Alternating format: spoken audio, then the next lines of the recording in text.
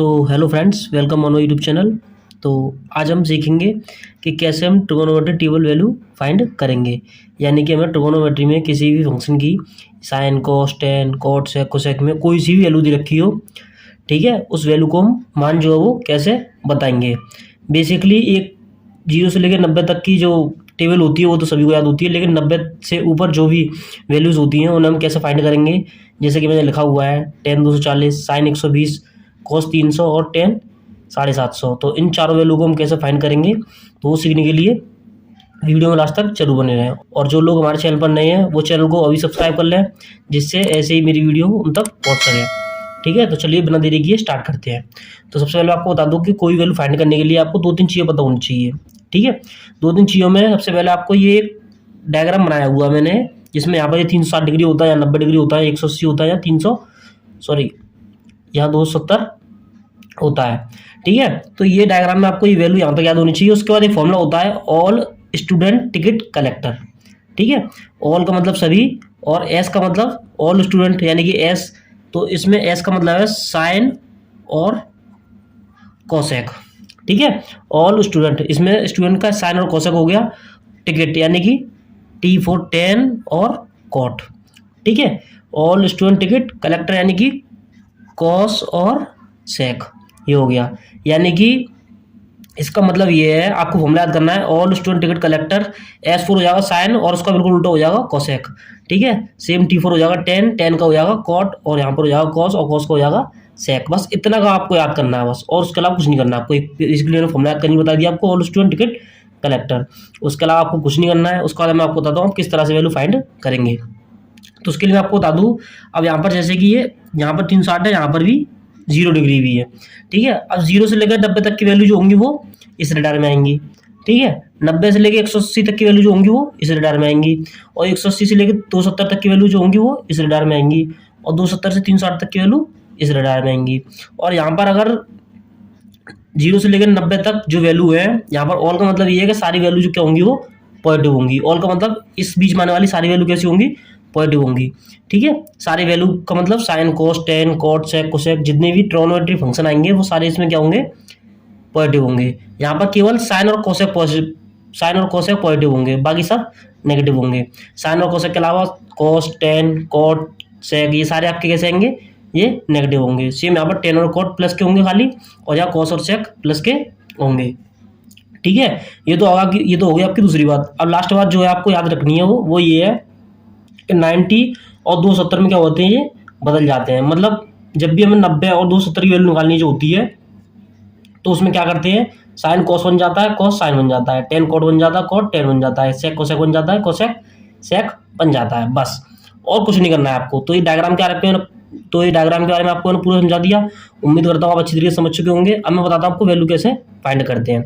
जैसे यहाँ लिखा हुआ 10 240। ठीक है, तो हमें क्या करना है, सबसे पहले हम 0, 90, 180, 270, ठीक है, और 360। तो 360, 90, 180, 270, हम इन चारों वैल्यू से हम देखेंगे कि हम किस तरह से, ठीक है, इस 240 की वैल्यू के पास पहुंच सकते हैं।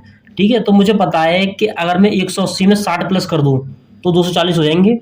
ठीक है, 180 में 60 प्लस कर दूं तो 240 हो जाएंगे। और बेसिकली 0 से लेकर 90 तक का टेबल सभी को याद होगा।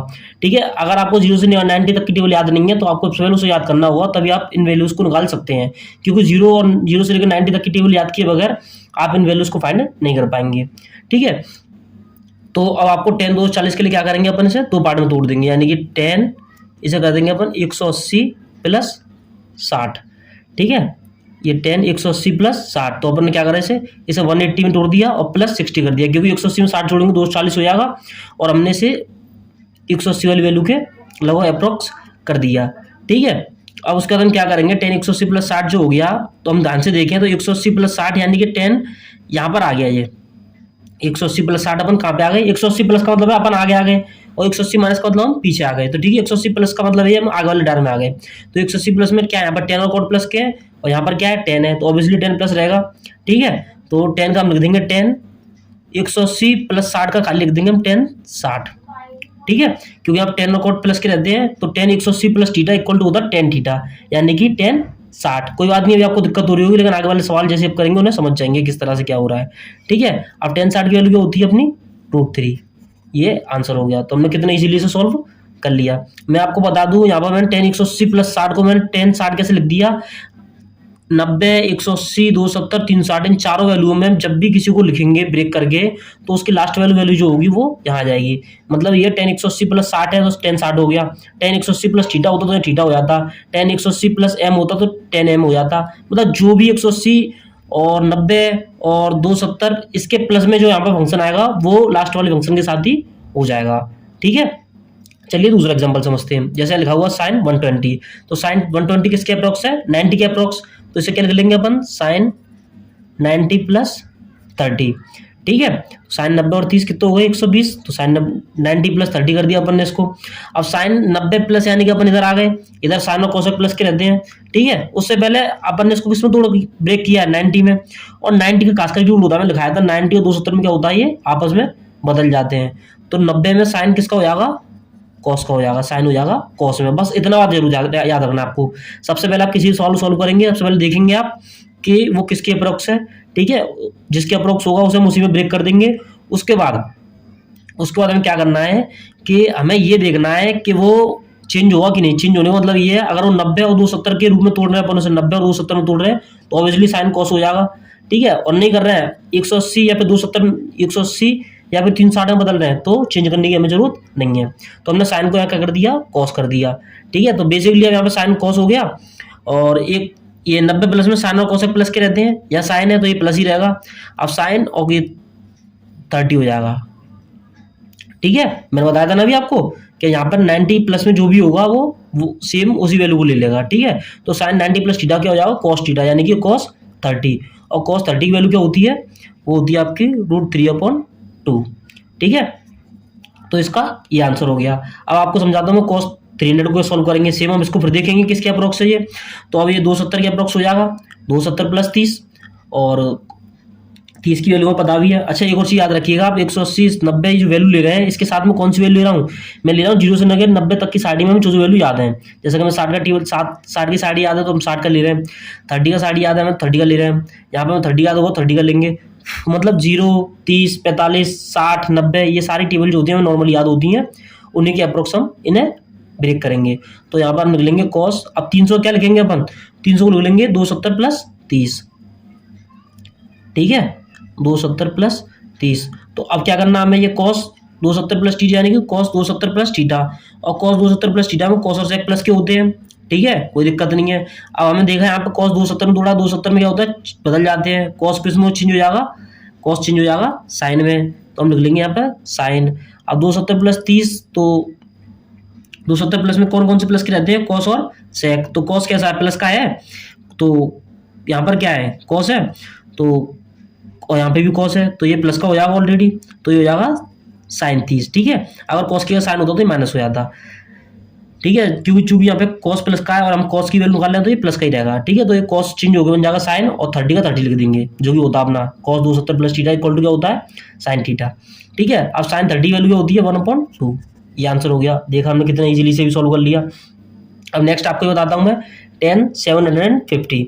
अब इसकी वैल्यू कैसे निकालेंगे अपन, तो 750 आप ये कहेंगे कि ना तो 270 के आसपास है, ना 180 के, ना 90 का, 360 के, तो ये सॉल्व कैसे करेंगे।